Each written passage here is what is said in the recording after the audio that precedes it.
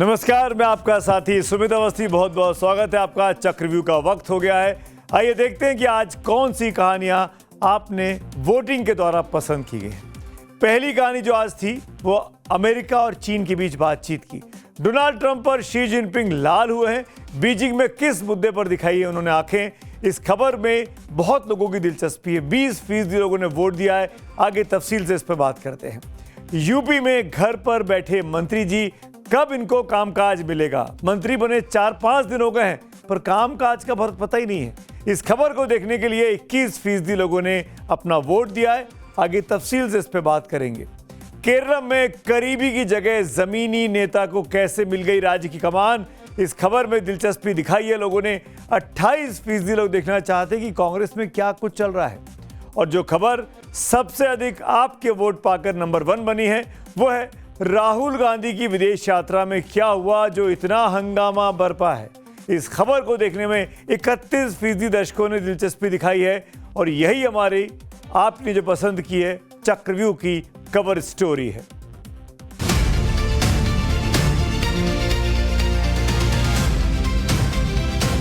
बाईस वर्षों में पब्लिक लाइफ में रहते हुए 54 टाइम्स राहुल गांधी जी विदेश यात्रा पे गए।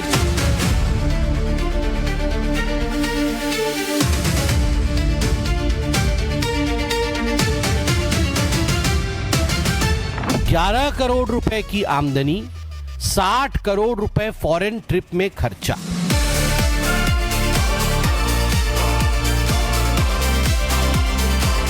व्यवस्था को झटका मिल रहा है, कूटनीति को झटका मिल रहा है, ये ध्यान हटाने के लिए।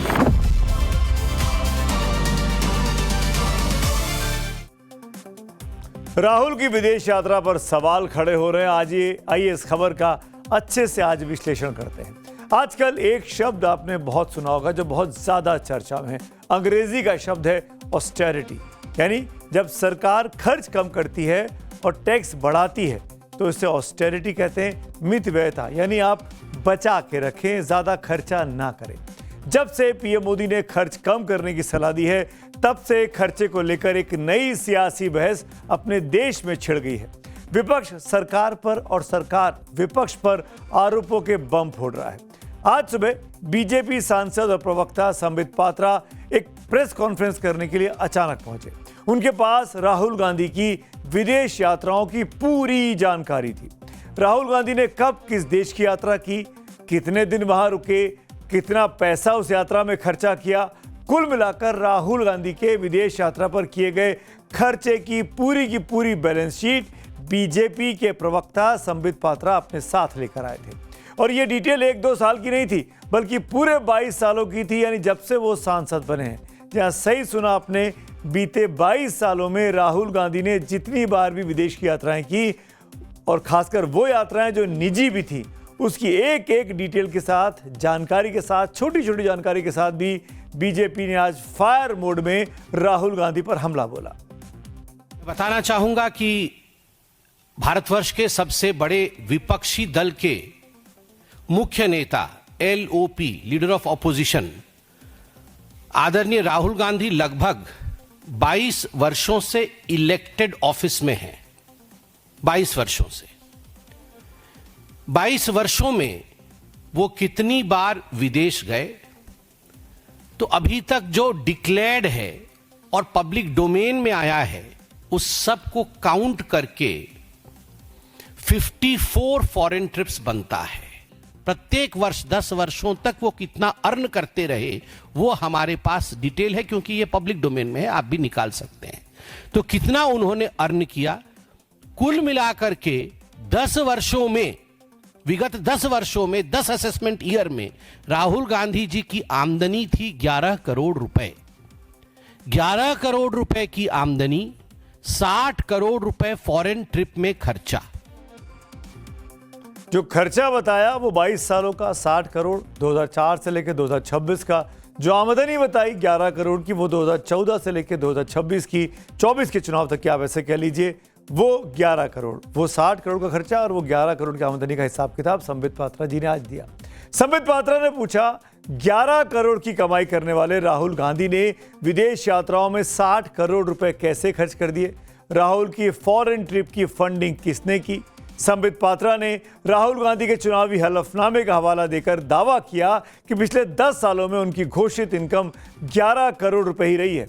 बीजेपी ने राहुल गांधी से 22 साल में 54 फॉरेन टूर के पीछे का उद्देश्य भी पूछा।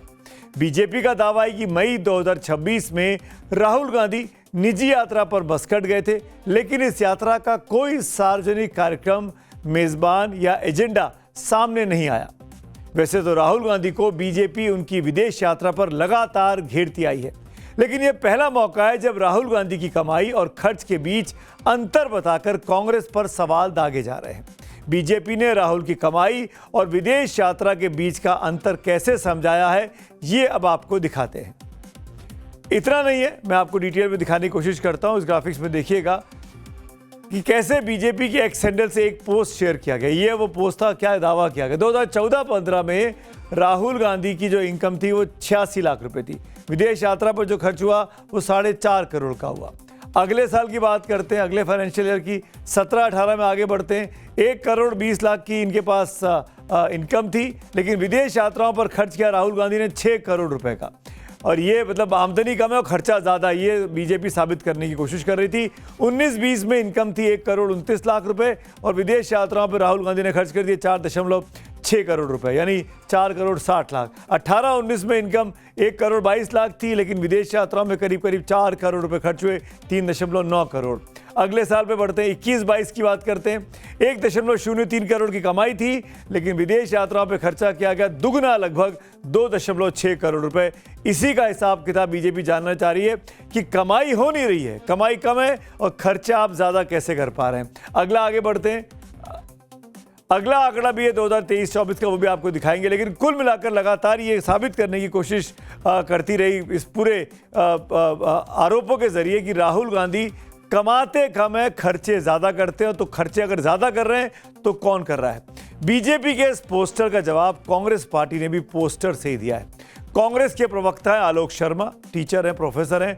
उन्होंने प्रधानमंत्री मोदी की 2014 से विदेश यात्राओं की पूरी डिटेल पोस्ट कर दी है।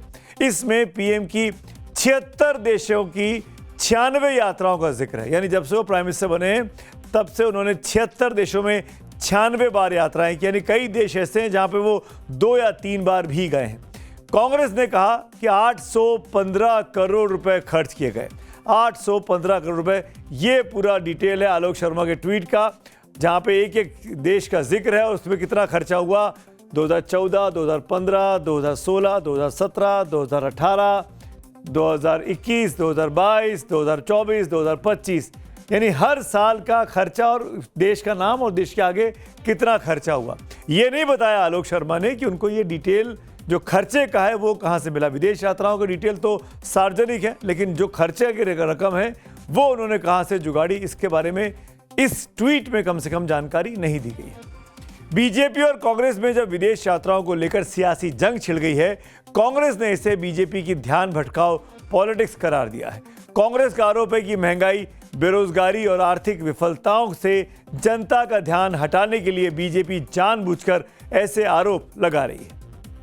प्रधानमंत्री की नाकामी से ध्यान हटाना चाहिए। इकोनॉमी कोलैप्स हो रहा है, विदेश नीति कोलैप्स हो चुकी है, झटके मिल रहे हैं, अर्थव्यवस्था को झटका मिल रहा है, कूटनीति को झटका मिल रहा है, और ये अभी राहुल जी के फॉरेन ट्रिप के बारे में जानकारी देना चाहते हैं। ये ध्यान हटाने के लिए जानबूझकर कर रहे हैं, बस इसमें कुछ है ही नहीं। और संबित पात्रा मंत्री बनना चाहते हैं, और क्या। दरअसल जब से पीएम मोदी ने खर्चों में कटौती की बात की है, खासकर ईरान युद्ध के मद्देनजर कि आपको संयम बरतना चाहिए, किफायत बरतनी चाहिए, तभी से देश में तेरा खर्च वर्सेस मेरा खर्च की सियासी जंग चल रही है। दोनों तरफ से बयानबाजी हो रही है। बीजेपी राहुल गांधी के खर्चों पर सवाल उठा रही है, तो विपक्ष प्रधानमंत्री की विदेश यात्राओं और उनके साथ जो कारों का काफिला चलता है, केवलकेट चलता है, उस पर हिसाब मांग रही है। राहुल गांधी ने पिछले 22 सालों में 54 विदेश यात्राएं करी, यानी एक साल में 3 विदेश यात्राओं का भी एवरेज नहीं आ रहा है। वहीं पिछले 10 सालों में 12 सालों में भारत के प्रधानमंत्री ने कम से कम 200-300 विदेश यात्राएं करी हैं और कई सौ अरबों डॉलर खर्च हुआ है, उसका तो खर्च नहीं मांग रहे हैं। आखिर वो बताएं कि जो प्रधानमंत्री ने यात्राएं करी उनका खर्च कहाँ है और उन यात्राओं से भारत को क्या हासिल हुआ।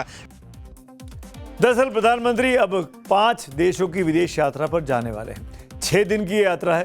प्रधानमंत्री संयुक्त अरब अमीरात में रुकेंगे जाते वक्त, उसके बाद वो नीदरलैंड जाएंगे, वहां से स्वीडन जाने का कार्यक्रम है, फिर नॉर्वे और फिर वो इटली भी जाएंगे।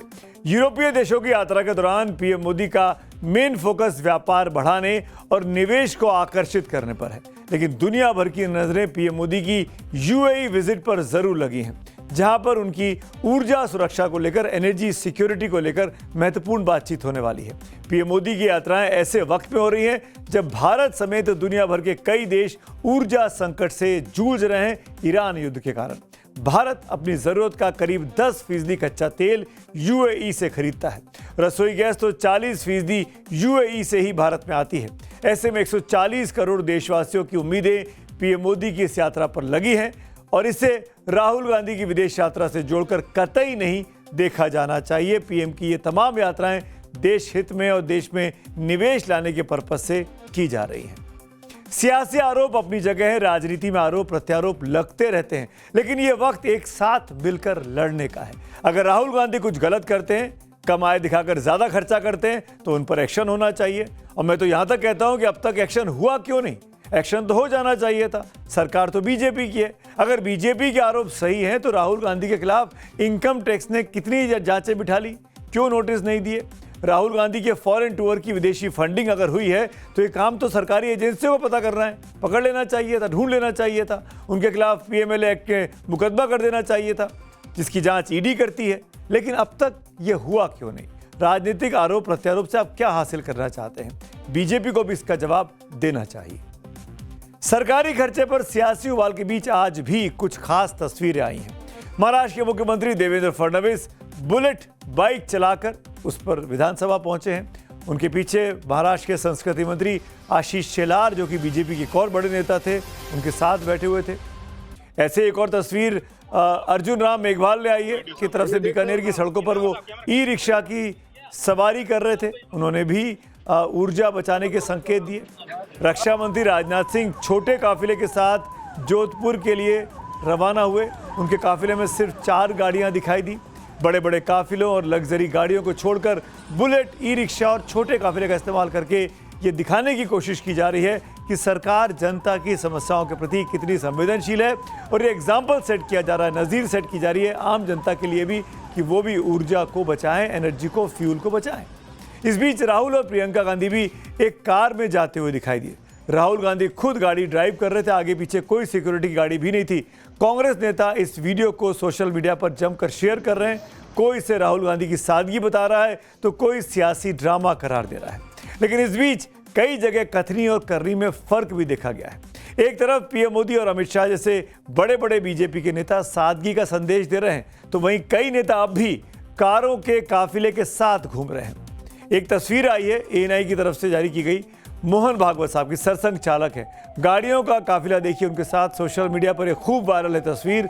मोहन भागवत के काफिले की ये तस्वीरें सोशल मीडिया पर कांग्रेस के प्रवक्ता सुरेंद्र राजपूत ने शेयर की है।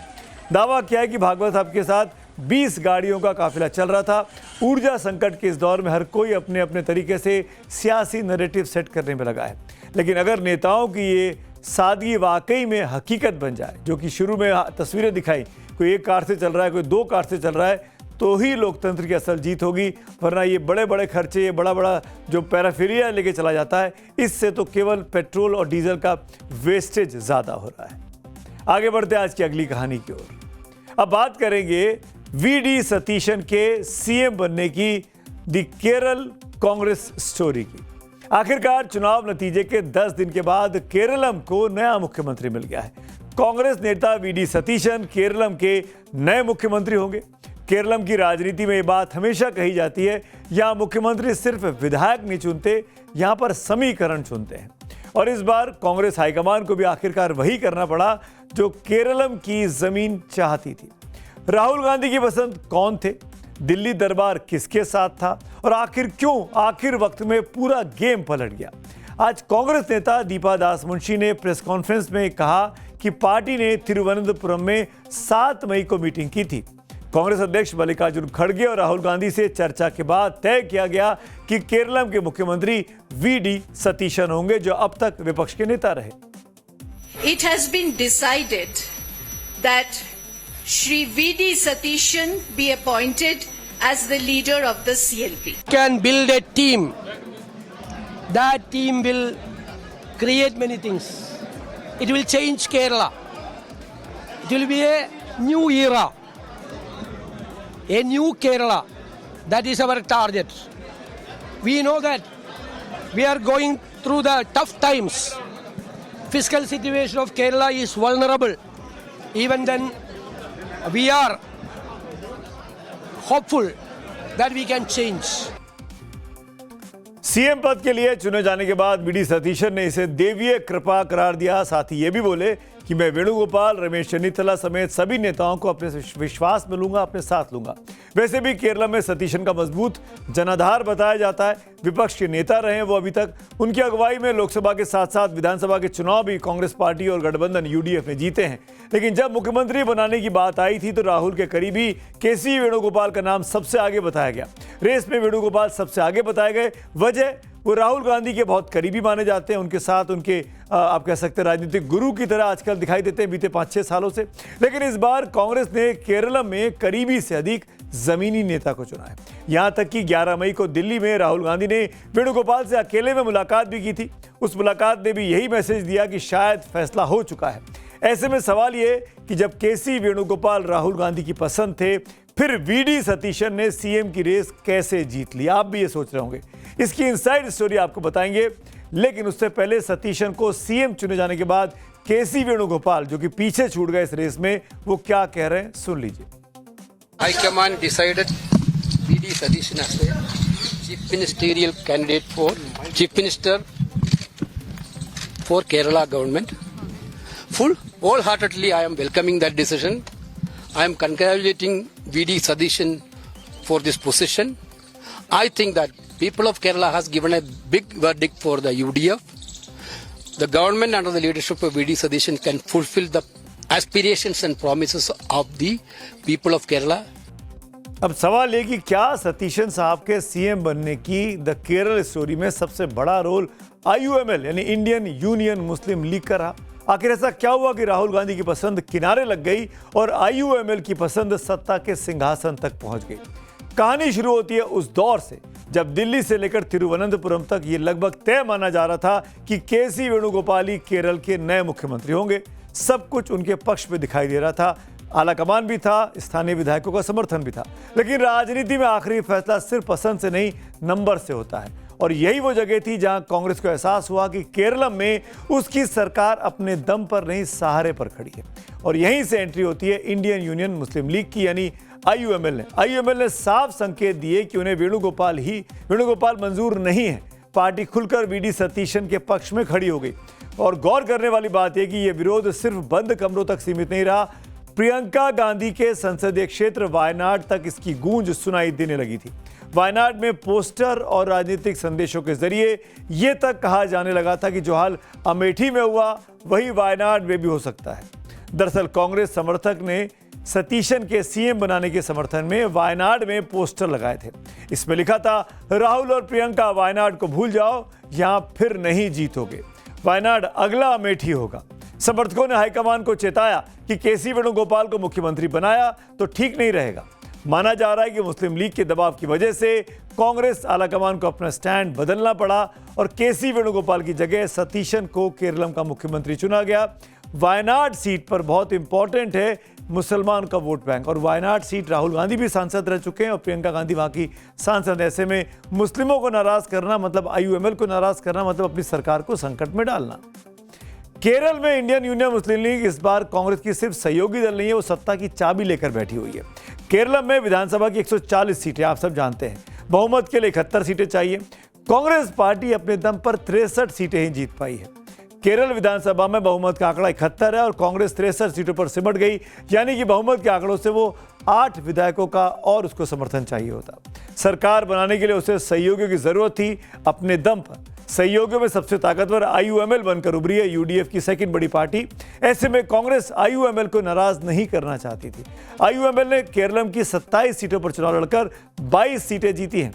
यूडीएफ में तीसरी बड़ी पार्टी है केरल कांग्रेस यानी केईसी, जो 7 सीटों पर जीती है। वहीं यूडीएफ में शामिल अन्य पार्टियों को 10 सीटें मिली हैं। अब अगली कहानी की ओर बढ़ते हैं। तो केरलम को तो नया मुख्यमंत्री मिल गया, लेकिन उत्तर प्रदेश में नए मंत्री जी लोगों को काम कब मिलेगा? मंत्री बन गए पर कामकाज कुछ नहीं है। 10 मई रविवार को शपथ हुई, तस्वीरें उस वक्त की हैं। सोमवार को अटकलें गर्म हुई, मंगलवार को और अटकलें गर्म हुई, बुधवार तक इंतजार और ज्यादा बढ़ गया और आज तो गुरुवार की शाम है, करीब 7:30 बजने वाले हैं। गुरुवार भी गुजर रहा है, लेकिन अभी तक विभागों का आवंटन यूपी में नहीं हो सका है। हालांकि आज मुख्यमंत्री योगी आदित्यनाथ अचानक दिल्ली पहुंचे। उन्होंने गृह मंत्री अमित शाह से उनके आवास पर मुलाकात भी की। सीएम की यह मुलाकात करीब 3 बजे हुई, जो करीब आधे घंटे चली। योगी और शाह के बीच ये मुलाकात यूपी में कैबिनेट विस्तार के बाद पहली बार हुई है। सूत्रों के मुताबिक विभागों के बंटवारे को लेकर चर्चा हुई होगी। ऐसे में अब उम्मीद है कि बहुत जल्द नए मंत्रियों को विभाग मिल जाए, क्योंकि दावा किया जा रहा है कि मंत्रिमंडल विस्तार के बाद अब यूपी में संगठन, निगमों और आयोगों में खाली पदों पर भी तैनाती की जानी है। लेकिन अभी सबसे अधिक चर्चा यूपी कैबिनेट विस्तार को लेकर है, जिसमें 6 नए चेहरे शामिल किए गए थे। 2 मंत्रियों का प्रमोशन किया गया था। भूपेंद्र चौधरी और मनोज पांडे कैबिनेट मंत्री बनाए गए थे। वहीं अजीत सिंह पाल और सोमेंद्र तोमर को स्वतंत्र प्रभार मिला था। ऐसा करके ये दावा किया गया कि जाट, ब्राह्मण, अति पिछड़ा, गुर्जर सभी समीकरण इस बार साध लिए गए हैं। दरअसल 2027 में होने वाले यूपी विधानसभा चुनाव से पहले बीजेपी अपनी सभी कील कांटे दुरुस्त कर लेना चाहती है, लेकिन शपथ के 4 दिन बीत जाने के बाद भी अब तक नए मंत्रियों को नया विभाग क्यों नहीं मिला, इसके पास कोई जवाब नहीं है। सबसे अधिक चर्चा उन मंत्रियों की है जिन्हें कैबिनेट या स्वतंत्र प्रभार दिया गया है, क्योंकि इन 4 मंत्रियों के लिए 4 बड़े मंत्रालय चाहिए होंगे। मुख्यमंत्री योगी आदित्यनाथ के पास अभी 34 विभाग खुद उनके पास है और दिलचस्प बात यह है कि इनमें कई ऐसे विभाग भी शामिल हैं जिनमें कई ऐसे हैं जो पहले दूसरे मंत्री लोग संभाल चुके हैं, लेकिन अब वो मंत्रालय सीधे मुख्यमंत्री के पास है। मिसाल के तौर पर लोक निर्माण विभाग यानी पीडब्ल्यूडी, खाद्य एवं रसद विभाग, नागरिक आपूर्ति विभाग, खाद्य सुरक्षा एवं औषधि प्रशासन विभाग, राज्य कर एवं निबंधन विभाग, नागरिक उड्डयन, न्याय एवं विधायी विभाग। ये मंत्रालय पहले दूसरे विधायकों के पास थे, लेकिन उनके इस्तीफे होने के बाद अब सब मुख्यमंत्री खुद संभाल रहे हैं। अब ये विभाग सीएम योगी के पास है। ऐसे में हो सकता है कि जो 4 नए मंत्री बने, जिनका नाम मैंने आपको बताया, उनको इन्हीं में से कोई विभाग मिल जाए। हालांकि फेरबदल भी हो सकता है। इस बीच चर्चा एक और नाम की हो रही है और वो नाम है AK शर्मा का। AK शर्मा के पास वर्तमान में 2 महत्वपूर्ण विकास हैं, नगर विकास और ऊर्जा मंत्रालय। 2 अति इंपॉर्टेंट पोर्टफोलियोज हैं। इन दोनों विभागों को सरकार में बेहद प्रभावशाली माना जाता है। ऐसे में सवाल उठ रहे हैं कि क्या नई व्यवस्था में कुछ संतुलन बदलेगा, क्या कुछ जिम्मेदारियां इधर से उधर की जाएंगी। वहीं दूसरी तरफ ये चर्चा भी तैर रही है कि डिप्टी सीएम केशव प्रसाद मौर्य और जो उनकी नज़र गृह विभाग पर है। क्या ब्रजेश पाठक का भी पोर्टफोलियो दाएं बाएं किया जा सकता है, जो दूसरे डिप्टी सीएम है। हालांकि राजनीति में चाहत और हकीकत के बीच की दूरी कई बार बहुत लंबी होती है। आज लखनऊ में हमारे चैनल टाइम्स नाउ नवभारत का कॉन्क्लेव था और मैंने यही सवाल यूपी के डिप्टी सीएम केशव प्रसाद मौर्य से आज दोपहर में करीब 11:30 बजे के आसपास पूछा था। तो क्या जवाब उन्होंने दिया था, आप खुद सुन लीजिए। आप अपनी जिम्मेदारियों में कुछ बदलाव चाहते हैं। 3-4 दिन हो गया, पोर्टफोलियोज का डिस्ट्रीब्यूशन नहीं हो पा रहा है। शपथ हो चुकी है, ये आप सब हमारे मीडिया के मित्रों के द्वारा गढ़ी गई कहानी है। ऐसा कोई चीज नहीं, बताइए ना। शपथ कब हुई हो जाएगा, वो माननीय मुख्यमंत्री जी का विशेषाधिकार होता है, वो केशव प्रसाद का काम नहीं है। मुख्यमंत्री जी जिस दिन भेज देंगे महामहिम राज्यपाल जी को सूची कि इनके पास ये विभाग रहेगा, इनके पास, उस दिन सूची आ जाएगी, आप दिखाएंगे सबको। आप अपने पोर्टफोलियोज में चेंज चाहते हैं? नहीं, हम ऐसा कोई कभी भारतीय जनता पार्टी का जो सच्चा सिपाही होता है वो पोर्टफोलियो को लेकर के कभी नहीं लड़ता। इस बातचीत का और बड़ा हिस्सा आप देख पाएंगे अब से कुछ मिनटों के बाद। आप चक्रव्यूह को देखते रहिए 7:28 पर। लेकिन अब आगे बढ़ता हूं, एक अंतर्राष्ट्रीय कहानी की बात कर लेते हैं। दुनिया की 2 सबसे बड़ी महाशक्तियों के बीच आज बीजिंग में माइंड गेम्स का राउंड 2 देखने को मिला है। डोनाल्ड ट्रंप और शी जिनपिंग के बीच हाथ तो मिले, लेकिन क्या दिल भी मिले? आज की मुलाकात में बातचीत से ज्यादा नेताओं के बॉडी लैंग्वेज ने सुर्खियां बटोरी हैं। एक तरफ ट्रंप का आक्रामक अंदाज था, तो दूसरी तरफ ताइवान के मुद्दे पर जिनपिंग की वो साफ चेतावनी जिसने डिप्लोमेसी के सारे सलीके किनारे रख दिए।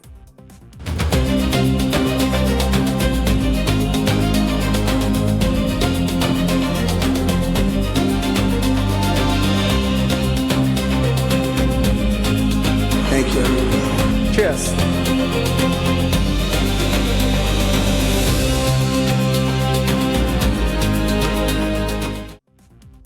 बीजिंग के great hall of the people से आज एक ऐसी तस्वीर आपके सामने आई जिसने पूरी दुनिया का ध्यान अपनी ओर खींचा है। बिजनेस, वॉर और ताइवान पर तनाव के बीच डोनाल्ड ट्रंप और शी जिनपिंग, दुनिया की दो बड़े सबसे ताकतवर नेताओं के बीच हुआ दो अलग अलग वक्त का हैंडशेक इस वक्त सोशल मीडिया पर चर्चा का सबसे बड़ा मुद्दा बना है। इस मुलाकात को कुछ लोग ऑकवर्ड बता रहे हैं, कुछ लोग इंटेंस कह रहे हैं, तो कुछ लोग द मिसमैच हैंडशेक कह रहे हैं। लेकिन बॉडी लैंग्वेज एक्सपर्ट्स की माने तो इस हाथ मिलाने के अंदाज में छिपा है आने वाले वक्त का कूटनीतिक इशारा। ट्रंप हमेशा की तरह ऊर्जा से भरे और असर्टिव दिखाई दिए। वो थोड़ा आगे की ओर झुके हुए भी थे, जैसा कि ट्रंप बातचीत के इमोशनल टेम्परेचर को कंट्रोल करना चाहते हो। दूसरी तरफ चीनी राष्ट्रपति शी जिनपिंग बिल्कुल शांत और सदे हुए नजर आए। उनके चेहरे पर कोई भाव नहीं था, एक ऐसी स्ट्रेटेजिक कामनेस जो ट्रंप की एनर्जी के ठीक उलट दिखाई दे रही थी। एक्सपर्ट्स मानते हैं कि जब दो बड़े नेता एक दूसरे की बॉडी लैंग्वेज को मिरर नहीं करते हैं, रिप्लिकेट नहीं करते हैं, तो देखने वाले को तनाव महसूस होता है। यहां भी वही हुआ। एक तरफ गर्मजोशी और अधिकार जताने की कोशिश, तो दूसरी तरफ एक ऐसी स्थिरता जिसे पढ़ पाना नामुमकिन था। जब दो सुपर पावर के बीच सिंक्रोनी यानी तालमेल खत्म हो जाता है तो बिना बोले भी बहुत कुछ कह दिया जाता है। अमेरिकी प्रेसिडेंट ट्रंप बीजिंग के ऐतिहासिक टेंपल ऑफ हेवन भी गए। चाइनीज प्रेसिडेंट शी जिनपिंग भी उनके साथ थे। टेंपल ऑफ हेवन को वो जगह है जहां चीन के मिंग और किंग राजवंश के सम्राट अच्छी फसल के लिए प्रार्थना और धार्मिक अनुष्ठान करते थे। फोटो सेशन के दौरान दोनों लीडर्स का मीडिया से सामना हुआ और यहां भी दोनों नेताओं की बॉडी लैंग्वेज देखने वाली थी। ट्रंप और जिनपिंग के चेहरे के भाव बहुत कुछ बता रहे थे। रिपोर्टर्स ने जब सवाल किया तो ट्रंप ने कैसे जवाब दिया, सुनिए जरा। Great. Did you talk about Taiwan, Great Mr. place. President? Incredible. China's beautiful. How were your talks, sir? It's great. Did you talk about Taiwan, Great Mr. place. President? Incredible. China's beautiful. इससे पहले Beijing के great hall of the people में Trump और Jinping के बीच 2 घंटे तक बातचीत चली, जो तय समय से दोगुनी रही। चीनी सरकारी एजेंसी शिन्हुआ के मुताबिक जिनपिंग ने ट्रंप के सामने ताइवान का मुद्दा उठा दिया। कहा कि ताइवान मसला अमेरिकी चीन रिश्तों में सबसे अहम है। इतना ही नहीं, जिनपिंग ने चेतावनी के लहजे में कहा कि अगर ताइवान मुद्दे को सही तरीके से नहीं संभाला गया तो दोनों देशों के रिश्ते खतरनाक स्थिति में पहुंच सकते हैं।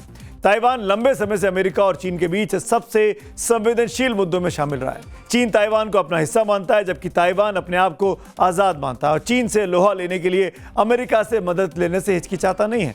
अमेरिका भी चीन को सबक सिखाने के अंदाज में समय समय पर ताइवान को सैन्य और राजनीतिक समर्थन देता आया है। हाल के सालों में अमेरिका ने ताइवान को अरबों डॉलर के आर्म्स डील की मंजूरी भी दी है, जिसका चीन विरोध कर रहा है। बताया जाता है कि दुनिया के 2 सबसे ताकतवर नेताओं की मीटिंग में ईरान युद्ध, यूक्रेन संकट और दूसरे ग्लोबल मुद्दों पर भी चर्चा हुई।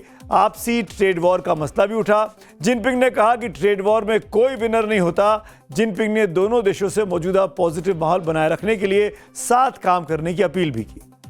इधर जिनपिंग के ताइवान पर दिए बयान के बाद ताइपे ने रिएक्ट किया है। ताइवान कैबिनेट की स्पोक्सपर्सन मिशेल ली ने कहा कि ताइवान स्ट्रेट और इंडो पैसिफिक इलाके में अस्थिरता की सबसे बड़ी वजह चीन की सैन्य गतिविधियां हैं। सुरक्षा बनाए रखने के लिए रक्षा क्षमता बढ़ाना जरूरी है। ट्रंप से मुलाकात के बाद जिनपिंग ने अमेरिकी बिजनेस लीडर से भी मुलाकात की। हमने आपको कल इसी शो चक्रव्यूह में बताया था कि ट्रंप के साथ अमेरिका की टॉप 20 कंपनीज के प्रमुख भी बीजिंग में हैं। अमेरिकी सीईओ से जिनपिंग ने कहा कि चीन का दरवाजा अमेरिकी कंपनियों के लिए और ज्यादा खुलेगा और उन्हें बीजिंग में बड़े अवसर भी मिलेंगे। चीनी और अमेरिकी लोग दोनों महान लोग हैं। चीनी राष्ट्र के महान पुनरुत्थान को प्राप्त करना और अमेरिका को फिर से महान बनाना, दोनों साथ साथ चल सकते हैं। हम एक दूसरे की सफलता में मदद कर सकते हैं। एक कूटनीतिक हलचल आज नई दिल्ली में भी हुई। ब्रिक्स के विदेश मंत्रियों के सम्मेलन की मेजबानी पर सबकी नजरें टिकी हैं। ब्रिक्स के विदेश मंत्रियों की बैठक में शामिल होने आए ईरान के विदेश मंत्री सैयद अब्बास अराक्ची ने आज प्रधानमंत्री मोदी से मुलाकात की। ये मुलाकात केवल एक औपचारिक शिष्टाचार नहीं है, बल्कि इसके पीछे गहरे कूटनीतिक और सामरिक मायने भी छिपे हैं। ईरान और इजरायल के बीच जारी तनाव के बीच ये मुलाकात बहुत अहम हो जाती है। अराक्ची का दिल्ली आना ये बताता है कि ईरान इस क्षेत्रीय विवाद में भारत को एक न्यूट्रल और प्रभावशाली मीडिएटर के तौर पर देखता है। भारत ही वो देश है जिसके संबंध इजरायल और ईरान दोनों से मजबूत हैं, बेहतरीन हैं, अच्छे हैं। पीएम मोदी से रूस के विदेश मंत्री सर्गेई लावरोव ने भी मुलाकात की है। लावरोव के साथ पीएम की चर्चा ने एक बार फिर भारत और रूस की सदाबहार दोस्ती पर मुहर लगाई है। ब्रिक्स के मंच से भारत का मैसेज बहुत क्लियर है। हिंदुस्तान ग्लोबल साउथ की वो आवाज है जो शांति और स्थिरता का रास्ता जानता है। और अब बात करेंगे पब्लिक व्यूज की। आज पब्लिक व्यूज पहले आपको दिखा रहे हैं। राहुल गांधी की विदेश यात्रा पर प्रोफेसर प्रदीप लिखते हैं, राहुल जी, पहाड़ों की शांत फिजाओं से निकलकर अब असली इम्तिहान उस शोर और उथल पुथल के बीच है जहां हर लहर आपसे एक नया सवाल पूछती है।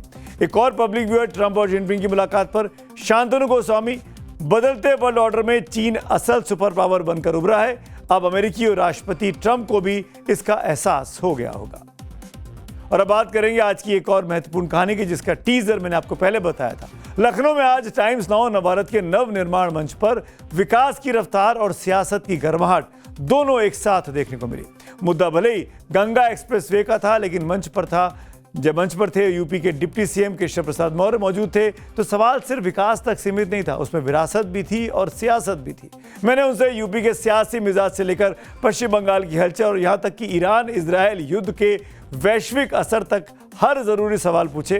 अंतर्राष्ट्रीय तनाव से लेकर घरेलू राजनीति के चक्रव्यूह तक डिप्टी सीएम ने हर तीखे सवाल का कैसे जवाब दिया, आइए देख लेते हैं। जोरदार तालियों से स्वागत करिए प्रदेश के उप मुख्यमंत्री केशव प्रसाद मौर्य जी का। प्रदेश के सबसे बड़े नेताओं में गिनती होती है। केशव जी, बहुत बहुत धन्यवाद। आपका भी धन्यवाद सुमित जी। आप इस समय लखनऊ प्रदेश की राजधानी में हैं और हम भी आपका स्वागत करते हैं।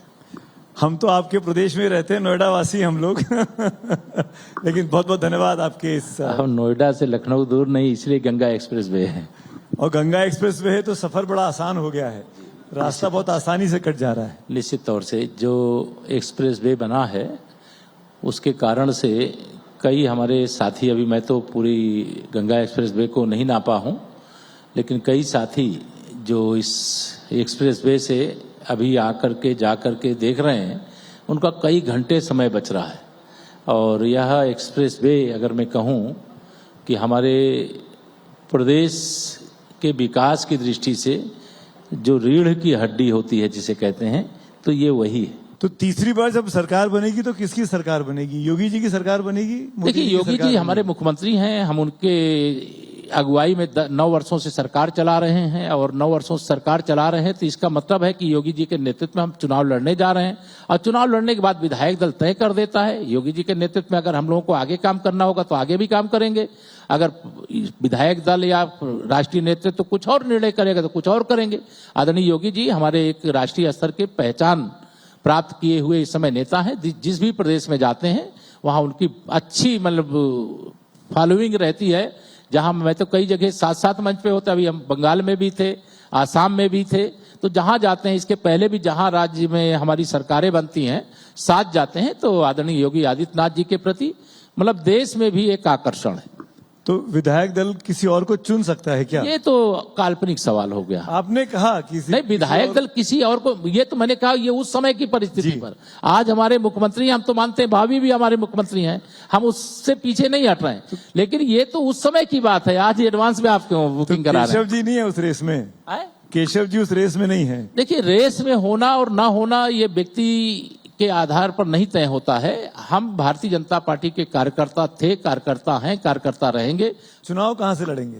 चुनाव जहां से पार्टी लड़ाएगी वहां से लड़ेंगे। सिराथू से लड़ेंगे? हाँ, सिराथू से कहेगी, सिराथू से भी लड़ेंगे। सिराथू में आप हार गए थे पिछली बार। हारना जीतना तो ये राजनीति में जब चुनाव होगा तो चुनाव में एक हारेगा एक जीतेगा, लेकिन हारने का मतलब ये नहीं है कि चुनाव लड़ना बंद कर देंगे। हारने का मतलब ये नहीं है। नहीं, हारने का मतलब ये भी होता है ना, कई बार आप सुरक्षित सीट ढूंढ लेते हैं कि सिराथू से बेहतर सीट कोई हो सकती है। ये काल्पनिक सवाल है। देखिए, मैं सिराथू से 2012 में जब समाजवादी पार्टी की लहर थी, तब आप जीते, उसी सिराथू से मैं विधायक बना।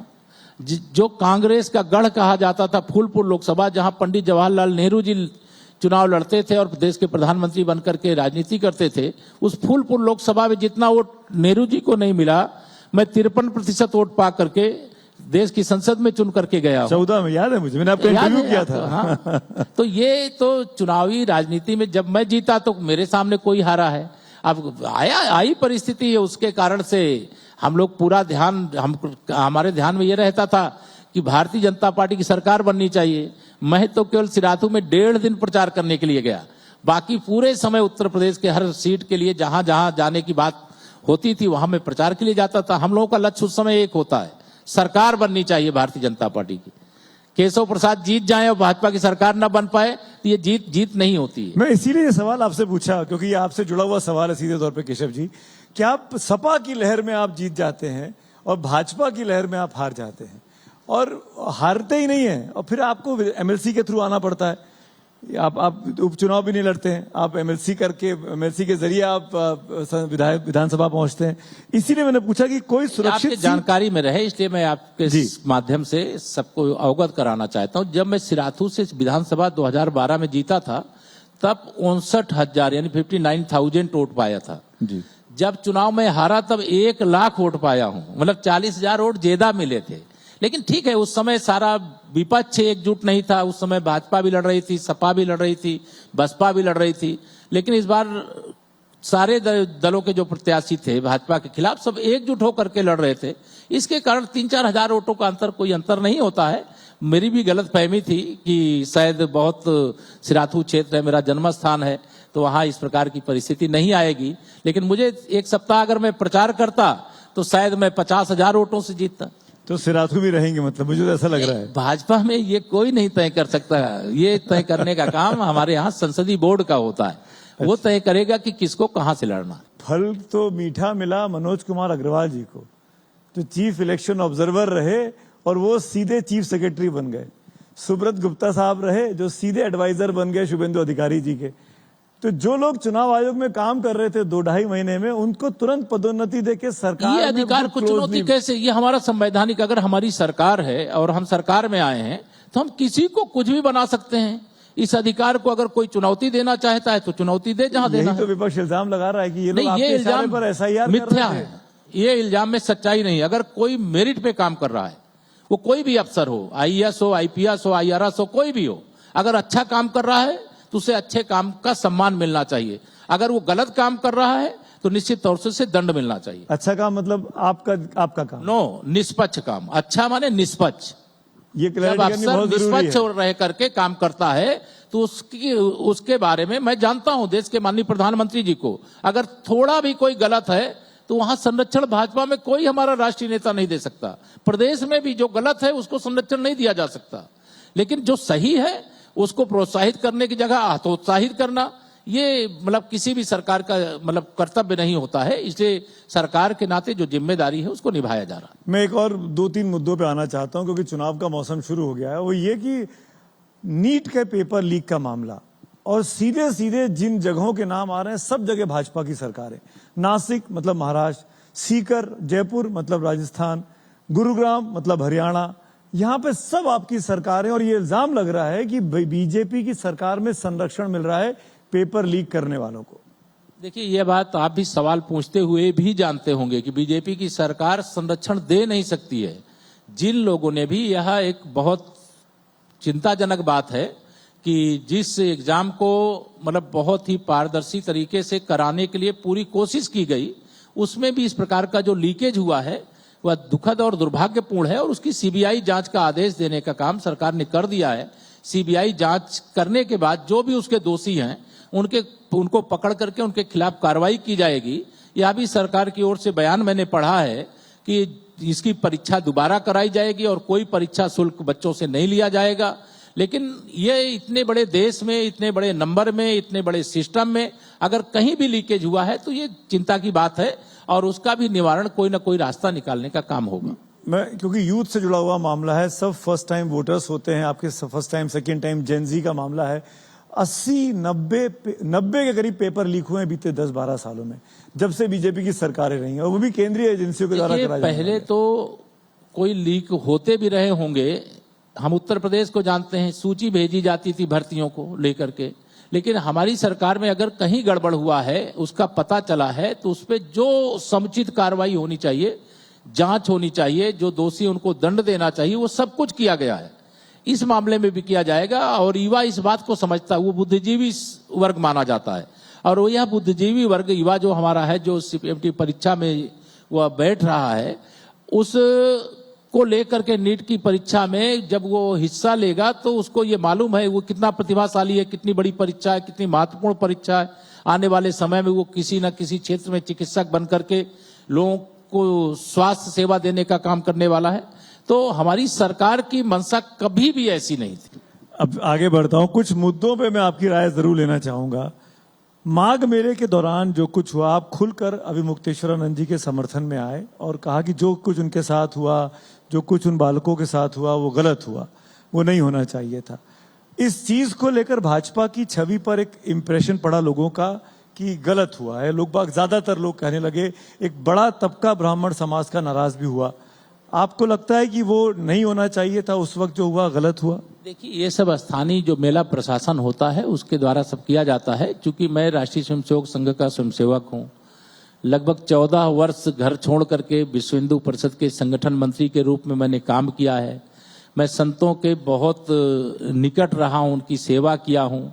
वह जो भी कार्रवाई हुई उसके बाद मैंने ये प्रार्थना की थी शंकराचार्य जी महाराज से कि कृपा करके आप अपना विरोध त्याग करके, चूंकि सबको दर्द होता था कि कोई संत ही नहीं बल्कि वो शंकराचार्य के पद पर बैठ करके अगर स्नान नहीं कर रहे हैं, विरोध कर रहे हैं, तो हम लोग अपने एक जो संस्कार थे उस संस्कार के कारण से हमने पूज्य शंकराचार्य जी से यह अनुरोध किया था कि आप विरोध त्याग करके कृपा करके संगम स्नान करके एक अनुकूल संदेश देने की कृपा करें। और जो कार्रवाई हुई वहां उनको रोकने का काम हुआ, उसकी जांच कराई जा रही है। जांच में जो दोषी पाए जाएंगे भविष्य में उनके खिलाफ कार्रवाई की जाएगी। अभी आप वैश्विक संकट की बात कर रहे थे केशव भाई, हम लखनऊ में बैठे हुए हैं। लखनऊ में बहुत बड़ी आबादी शिया मुसलमानों की है। आज की तारीख में भारत का दुश्मन कौन है इस वैश्विक संकट के लिए? ईरान है, इजराइल है, अमेरिका का राष्ट्रपति ट्रंप है, कौन है दुश्मन? क्यों हमारे दुश्मन तो तीनों नहीं हैं, तीनों हमारे दोस्त हैं, लेकिन विदेश से संबंधित मामला है, इस पर मैं कुछ बोलना नहीं चाहता हूं, ये मेरे अधिकार क्षेत्र के बाहर है। लेकिन मैं ये जरूर कहूंगा कि ये वैश्विक ऊर्जा संकट जो ईरान, अमेरिका, इजराइल के बीच जो संघर्ष चल रहा था उसके कारण खड़ा हुआ है, और उस संकट का सामना देश करने के लिए तैयार रहे। इसीलिए माननीय प्रधानमंत्री जी ने जो भी अपील की है, मैं भी आपके माध्यम से अपील करता हूं कि उस अपील का अक्षरशः पालन करने का प्रयास करें।